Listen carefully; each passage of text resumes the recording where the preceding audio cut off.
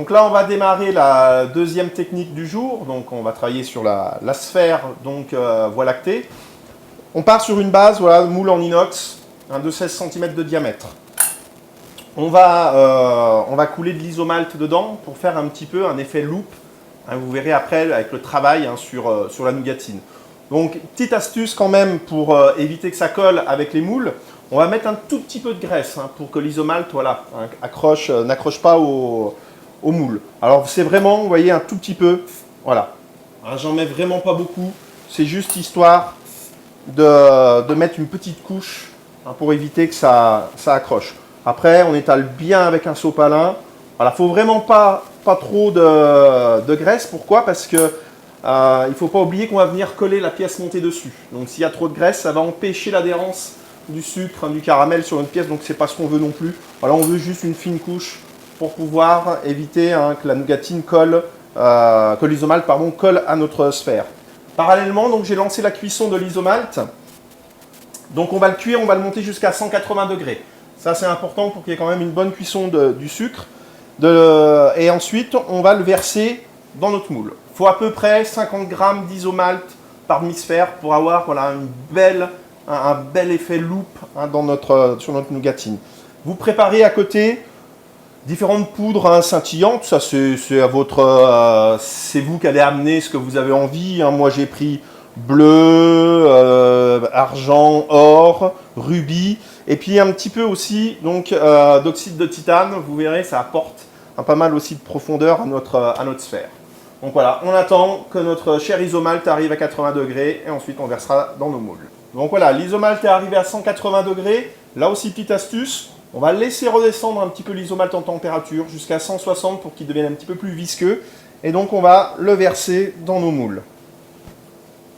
Voilà, une moitié donc dans la première sphère et la seconde dans la deuxième sphère. Alors quand vous allez verser, vous allez vous dire, ouais, ça fait beaucoup d'isomalt. N'ayez pas peur. Les 50 g par sphère, c'est bien calculé. C'est important qu'on ait assez d'isomalt pour cet effet loupe. Ça, c'est primordial. Et ensuite, on va commencer à tourner un petit peu la sphère pour tapisser la sphère d'isomalt. Alors faites attention, je vous rappelle, l'isomalt c'est chaud, c'est fluide. Pas vous en mettre sur les mains, sinon vous allez courir un petit moment. Donc voilà. Après, l'isomalt va redescendre au fond de la sphère, c'est normal, vous inquiétez pas, c'est important qu'on ait un bon centimètre d'isomalt au fond de notre sphère. Donc voilà, on fait la deuxième.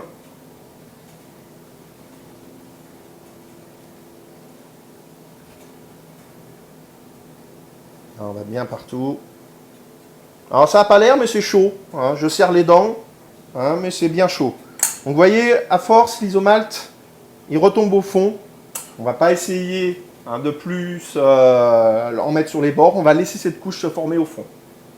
Donc là, on laisse l'isomalt bien refroidir. Pareil, pas d'importance. Faut qu'il soit froid. Il peut être dur aussi. Peu importe. Voilà, faut pas qu'il soit chaud, c'est tout. Donc on va bien le laisser durcir. Donc parallèlement, j'ai lancé la nougatine violette, sésame violet. Donc voilà le sésame que j'ai coloré en violet. Donc la technique, vous la connaissez, puisqu'elle était dans le livre sur la fabrication des roses. Donc voilà, on colore du sésame avec du colorant et ensuite on le sèche au four à une cinquantaine de degrés, une vingtaine de minutes. Et ensuite, donc on a un sésame de quelle couleur? Vert, rose, on peut faire un peu toutes les couleurs qu'on veut. Ce qui permet, l'avantage de faire cette technique, c'est que, surtout sur une nougatine en fait rose, ça évite d'avoir ce qu'on appelle l'effet salami, c'est-à-dire le sésame bien blanc, et puis la nougatine rose, on a l'impression que le sésame c'est les bouts de gras dans le saucisson. Donc voilà, pour éviter ça, c'est pour ça qu'on colore le sésame, donc du coup il y a moins de différence de couleur entre la nougatine et le sésame. Donc ça c'est une bonne petite astuce pour faire des belles nougatines avec de la couleur. J'ai lancé donc mon sucre, donc toujours pareil, on met 300 g de sirop de glucose, 400 g de sucre et donc 180 g de sésame. Ça c'est la recette pour la sphère de 16 cm. Vous avez ce qu'il vous faut en nougatine, vous n'avez pas plus, pas moins. Donc là, le sucre, j'ai ajouté mon glucose et en 3-4 fois, maintenant vous connaissez, le sucre se moule, il a fondu. Là, c'est en train de cuire gentiment. On va colorer légèrement le sucre pour éviter qu'il y ait trop d'écart aussi avec le sésame. Donc dedans, on va ajouter une toute petite pointe. Hein, là, c'est pas la peine de peser parce que c'est vraiment infime. Une toute petite pointe, voilà, un petit peu plus peut-être, voilà, de colorant violet. Et puis, pareil, une petite pointe de poudre rubis pour donner un petit peu de scintillance à notre nougatine. Voilà.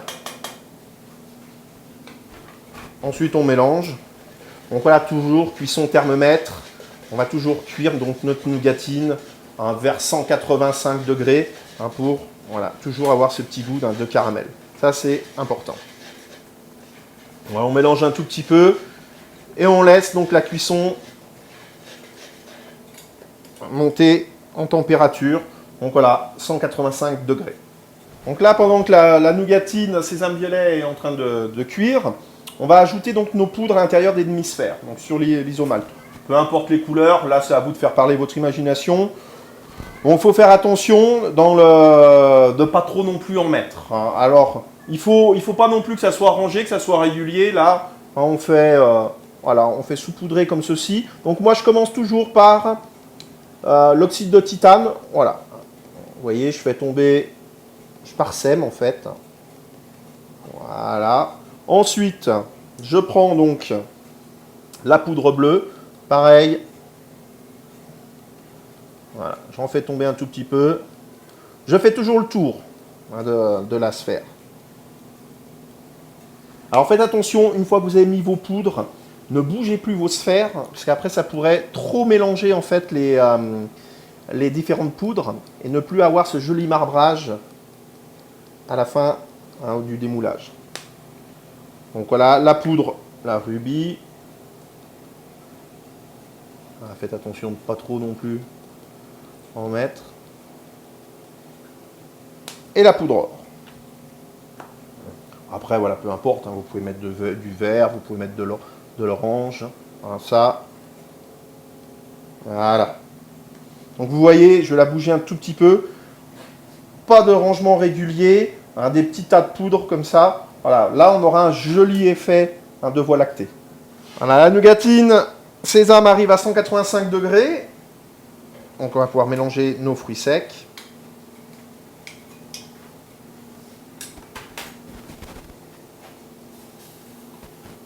Alors on ajoute notre sésame dedans, on mélange.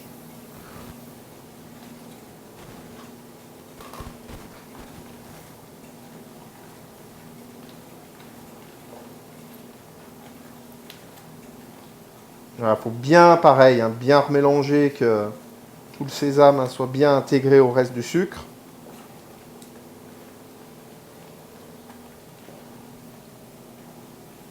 Voilà. On laisse le gaz dessous, comme ça continue à cuire un petit peu nos nougatines. Voilà, c'est dommage, vous n'avez pas l'odeur. On a une bonne odeur de sésame grillé et de caramel. Moi, la nougatine sésame, j'ai toujours eu un petit faible pour elle. J'adore ce petit goût torréfié de sésame.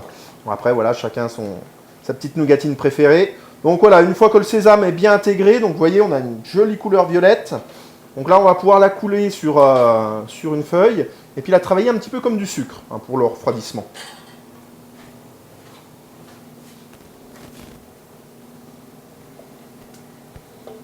Alors l'avantage, vous savez, je ne vais pas vous le répéter, l'avantage d'avoir une casserole en cuivre, c'est que c'est bien conducteur, c'est bien chaud partout. Vous n'avez pas beaucoup de nougatine qui reste dans votre casserole. Donc ça, c'est top, ça. Et après, donc, on va la travailler comme un sucre. On va attendre qu'elle refroidisse un tout petit peu. On va la rassembler. Et puis ensuite, on va la stocker sous la lampe à sucre. Voilà, moi je travaille comme ça. Je ne travaille pas la nougatine au four. Je la travaille comme du sucre. Je rabats la masse une fois que c'est à bonne température, que c'est malléable. Je stocke sous la lampe à sucre. Et puis après, je prélève ce qu'il me faut pour pouvoir faire appliquer mes différents éléments en nougatine. Voilà, j'ai trouvé cette solution assez bien. Comme ça évite de courir à chaque fois au four, de sortir. Ça, on l'a tous connu. Donc voilà, ça permet de travailler un petit peu plus souple, en fait, la nougatine. Avoir un travail un petit peu plus souple. Qu'on n'est pas obligé de courir tout le temps au four. Voilà. Faites attention, là, pour ce nougatine, quand même, est assez chaude. On n'est pas sur du sucre, là, je vous rappelle qu'on est à 185 degrés. Hein, donc, il faut faire attention. Donc, travailler avec des gants, c'est toujours mieux hein, que de se brûler. Voilà, vous voyez, elle refroidit assez rapidement la masse. J'aime bien cette couleur, hein, violet. Alors, c'est sûr, ça va pas avec tout. Hein.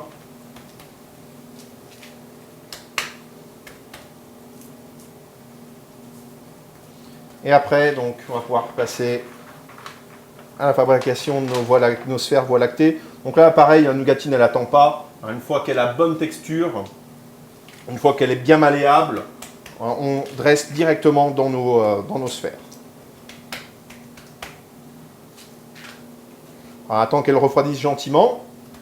Donc, pour les sphères, c'est simple. On coupe la masse en deux, on l'étale, on la met dans les sphères. Vous n'avez pas à réfléchir. Cette recette de nougatine, voilà, fait pile poil pour une sphère. Je vous rappelle, de 16 cm de diamètre. Donc voilà, si vous avez une 14, bien entendu, vous aurez compris, il faut diminuer un petit peu la recette. Donc voilà, la nougatine, là, elle est bien. Vous voyez, on a une belle masse. Donc là, je vais la stocker sous ma lampe à sucre. Et on va pouvoir commencer donc à la fabrication de nos sphères. Donc là, on va étaler notre nougatine pour pouvoir mettre dans les sphères. Et ensuite, donc, on va mettre les sphères au four. La cuisson importante, je reviendrai dessus tout à l'heure quand on mettra au four. Donc, je prends ma nougatine et j'étale. Donc, j'ai coupé ma nougatine en deux. Pas besoin de prendre des précautions, de faire quelque chose de bien rond.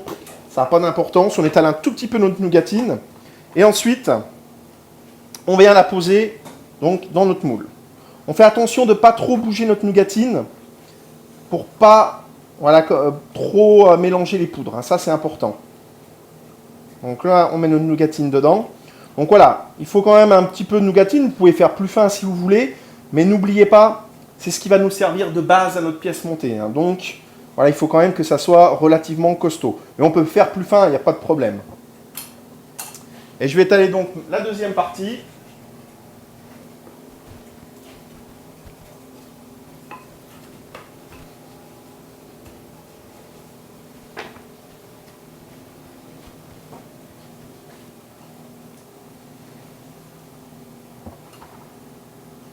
Si ça ne monte pas jusqu'en haut, pas de problème. Si c'est pas régulier, ça penche d'un côté, vous verrez, pas de souci. On va régler tout ça à la sortie du four. Là, donc, nos deux demi-sphères sont prêtes. Donc, je vais en mettre une première au four. D'accord? Et puis, on va intercaler de 2-3 minutes pour la deuxième. Il ne faut pas que les deux demi-sphères arrivent en même temps parce que sinon, ça va être très compliqué pour nous. Donc, le four, il faut qu'il soit chaud. 200 degrés, vous réglez sur 200 degrés. Comme ça, la nougatine va fondre assez rapidement. Donc, je mets ma première nougatine au four. Alors là, c'est une étape qui est vraiment importante. C'est ce qui va définir la beauté, la brillance, l'aspect très lisse de notre sphère. Donc en fait, il faut regarder de temps en temps au four. Il faut vraiment que la nougatine retombe, redevienne liquide et descende au fond de la demi-sphère. Ça, c'est hyper important. Parce que si elle est trop dure, vous n'allez pas avoir un joli marbrage. Par contre, si elle commence à bouillir, là, il y a problème aussi, puisque l'isomalt sera mélangé à la nougatine. Donc il faut vraiment regarder. Et dès que la nougatine commence à se casser la figure et à descendre au fond de la demi-sphère, là, il faut arrêter. D'accord? Et après, donc, on sort du four. Et là, vous verrez un petit peu après comment on va se passer en fait à la fabrication de cette sphère. Vous verrez, c'est une technique vraiment très simple, ce qui permet d'avoir une sphère vraiment régulière, lisse et bien brillante. Donc ça, c'est impeccable. Et vous verrez cet effet loupe avec l'isomalt, c'est magique. Voilà, les deux sphères sont au four. La première, c'est bien, la nougatine est bien redescendue au fond de la demi-sphère. Donc je vais la sortir. Et là, on va commencer donc au moulage de notre sphère. Donc là, prenez des gants. C'est là, les amis. Là, c'est chaud. Hop. Donc vous voyez, la nougatine, il faut bien qu'elle redevienne liquide. Vous voyez, elle est bien redescendue. Et là, donc, c'est comme un fonçage de tartelette. On va devoir remonter les bords de la nougatine sur la sphère. Donc ça, c'est là que c'est un petit peu chaud. Donc petite astuce, on prend une demi-sphère bien froide, de la taille inférieure à notre sphère, et puis on appuie comme ça pour faire remonter la nougatine, vous voyez, sur le bord. Vous voyez, ça remonte, c'est magique, tout seul, pas besoin de se brûler. Par contre, là, voilà, on vrille un petit peu la nougatine à l'intérieur avec la main pour pouvoir donner un petit peu de mouvement dans notre sphère. Voilà, on remet un petit coup à l'intérieur. Alors prenez un gant hein, pour maintenir la sphère, pour pas qu'elle soit trop chaude. Ah, je vous confirme, c'est chaud. Alors il y a un grand poète français qui disait la souffrance, c'est rassurant, ça n'arrive qu'aux vivants.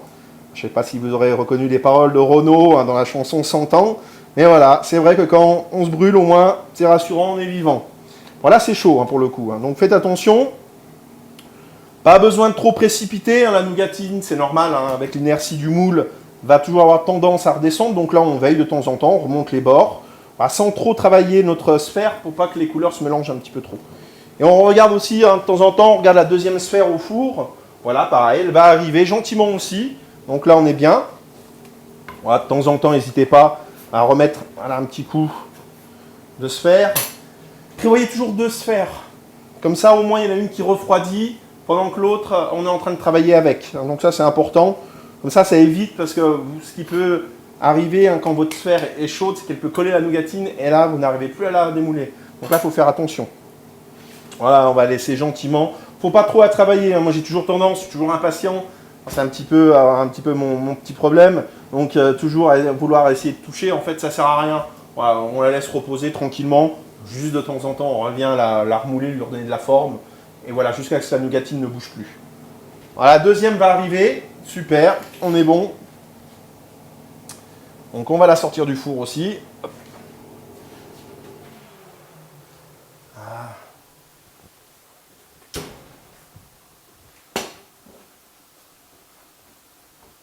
Et là, pareil, on appuie un tout petit peu. Et on vient, donc avec la sphère bien appuyée pour remonter la nougatine sur les bords.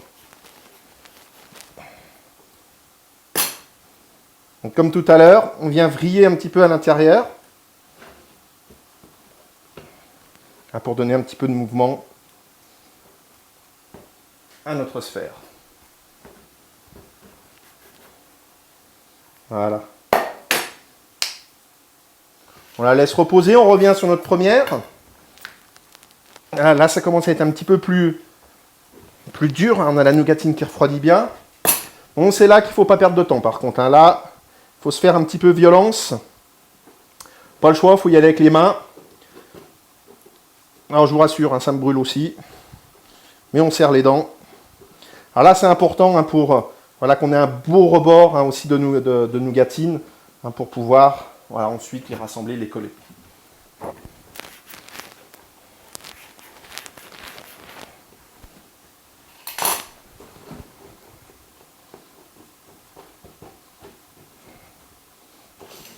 On s'occupe de la deuxième. Alors, je ne sais pas si vous avez chaud, mais je vous garantis que si vous avez froid aux mains, le bon moyen de vous réchauffer les mains, c'est de faire ces sphères.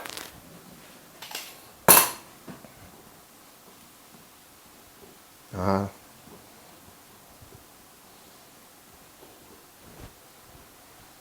Voilà, si l'isomalte déborde un tout petit peu. Ça, voilà le petit problème aussi, faut faire attention, c'est que l'isomalte, lui, il est bien liquide. Donc, comme on a tendance à appuyer avec la sphère, des fois l'isomalte déborde un petit peu. Donc ça, il faut faire attention, parce que c'est là qu'on se brûle.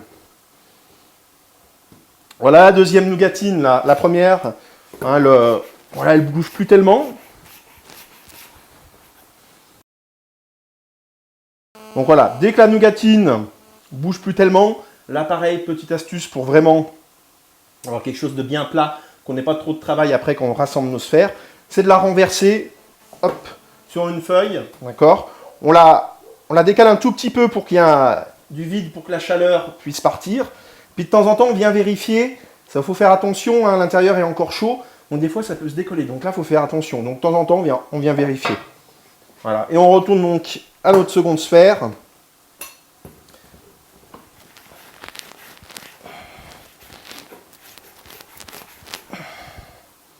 Voilà. Et puis là, on remonte bien au bord.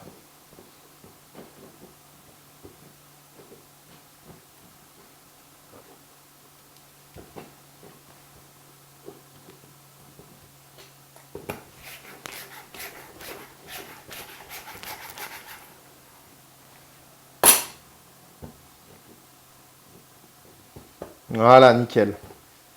Hein, on regarde la première, ça n'a pas l'air de tellement bouger, donc super. Et puis après, on va retourner la deuxième. Et là, c'est le moment le plus difficile pour moi. Hein, je ne sais pas pour vous. Mais il faut attendre que la nougatine refroidisse complètement pour pouvoir démouler. Vous verrez, hein, ça se démoule vraiment comme un œuf de Pâques. Hein, on claque, on tire dessus, ça se démoule. Par contre, il faut bien attendre 1h30, 1h45 de refroidissement. Et ça, pour moi, c'est un énorme calvaire parce que au bout d'une demi-heure, je vais toujours un peu tirer dessus. Et ça, c'est une erreur. Il faut vraiment attendre les 1h30, que ça refroidisse vraiment complètement pour avoir une sphère vraiment magnifique qui se démoule bien, sans accroc, bien lisse. Donc voilà, soyez pas comme moi, soyez patient. Hein, attendez bien. Voilà, 1h30 dans un endroit un peu ventilé, pas trop froid non plus, parce que ça peut faire casser la sphère. Voilà, un endroit ventilé, température ambiante, et on laisse refroidir pendant 1h30. Et là, bon, bah, on démoule ensuite, vous verrez, ça se démoule vraiment, mais alors comme du chocolat. Voilà, nickel, elle ne bouge plus. Voilà, top, c'est fini. Donc là, on n'a plus qu'à attendre voilà, le refroidissement de notre nougatine, et on démoulera à ce moment-là. Voilà, nos sphères ont bien refroidi, elles sont bien froides. Là, c'est le moment de vérité, hein, c'est un moment du démoulage. Donc, on va voir si notre technique a bien fonctionné. Donc voilà, on tient la sphère comme ça dans les mains et on tire vraiment comme... Voilà, ça vient gentiment, comme si c'était un moule à chocolat. Avec les gants, ça glisse, c'est pas super pratique. Voilà. Et voilà. Ah, c'est pas beau ça, hein, vous avez vu le fait de la sortie du four, de tourner avec les mains, ça fait vriller un petit peu les poudres. Et on a cette couche hein, d'isomalte dessus qui fait un petit peu voilà, l'effet loupe. Et on peut voir, hein, c'est super lisse, super brillant, pas d'accroc dessus, rien du tout, c'est voilà, magique. On va voir la deuxième parfaite aussi. Elle se démoule. Ah, elle est encore plus jolie. Regardez, hein, c'est pas beau. Hein, là, on voit vraiment l'effet loupe. Hein. Si je mets mon doigt, on voit vraiment que le dégradé est en profondeur. Ah, c'est sympa. Hein. Moi, voilà, c'est... vous savez qu'un technique des sphères, hein, c'est un petit peu mon bébé. J'aime beaucoup ça. Et là, voilà, je suis très content de la dernière nouvelle née dans les sphères. Hein, la sphère Voie lactée. Et là, on a un joli marbrage hein, superbe.